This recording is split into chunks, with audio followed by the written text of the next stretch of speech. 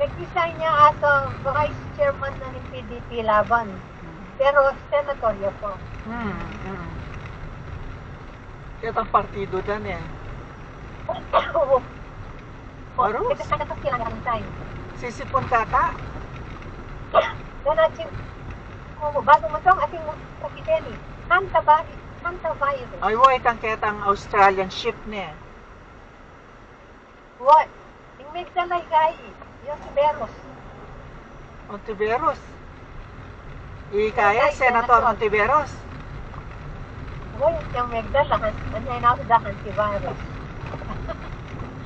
Haliman? Sinabi ba? Bibiro mo po. Pala.